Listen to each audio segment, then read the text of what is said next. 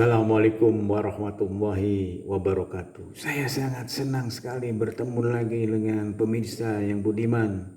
Kita coba terus menggali pemahaman kita, meningkatkan pemahaman kita tentang Al-Quran. Kali ini kita membahas tentang seri Hei Manusia, yaitu seri yang kedua, Al-Baqarah ayat 168. Ya. Al-Baqarah ayat 168. Apa isinya? Yaitu perintah memakan makanan yang halal dan baik. Ternyata perintah ini tidak hanya ditujukan kepada orang yang beriman dan bertakwa, tapi kepada seluruh manusia. Ya, agar makanan yang kita makan itu halal dan baik.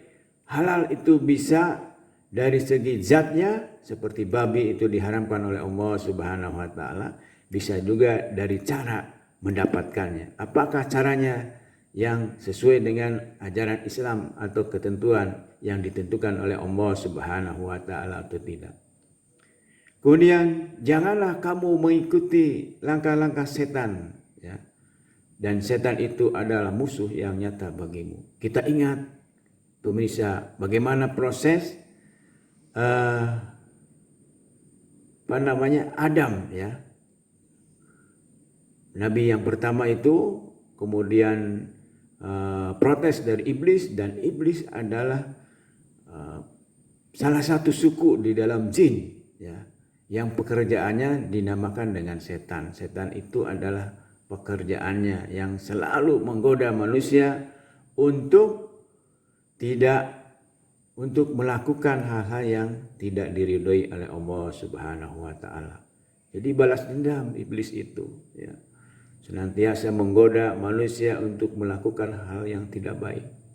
Lalu apa yang dilakukan oleh kita untuk melaksanakan perintah ini, ya. Kemudian di samping halal juga makanan itu harus baik. Ada makanan-makanan tertentu yang bagi seseorang itu tidak baik, ya. Misalnya dia sudah punya penyakit A, maka ada pantangan-pantangan. Nah, itu termasuk pantangan-pantangan itu bukan karena zatnya, tapi karena kondisi dirinya. Ketika kita melanggar itu, maka termasuk menganiaya diri sendiri.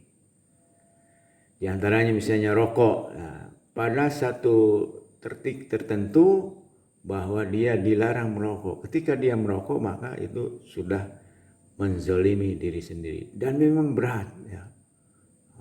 Jadi banyak makanan tertentu boleh bagi si A, tapi boleh bagi si B, ya, tidak boleh bagi si B. Jadi di samping halal juga baik bagi diri kita, ya. Sekali lagi, ketika kita diperintahkan oleh dokter jangan makan ini, jangan makan itu, maka taatlah untuk kebaikan kita sendiri. Oke, dan itu perlu perjuangan. Karena apa? Godaannya kita senang pada makanan tertentu, dan makanan itu dilarang karena untuk kesehatan kita sendiri, ya. Jadi memang perlu kesabaran ketika kita sudah punya satu penyakit, tapi makanan yang dilarangnya karena tidak baik bagi kita, itu sesuatu yang kita senangi, ya. Oleh karena itu ketika kita sehat, jangan berlebihan. Menurut dokter, ya, hobi makan tertentu itu jelek, ya, terus menerus makan itu, maka harus ada variasi. Nah, itu. Jadi sekali lagi, makanan itu harus ada variasi. Ketika kita terus menerus memakan satu makanan, maka akan menimbulkan penyakit. Assalamualaikum warahmatullahi wabarakatuh.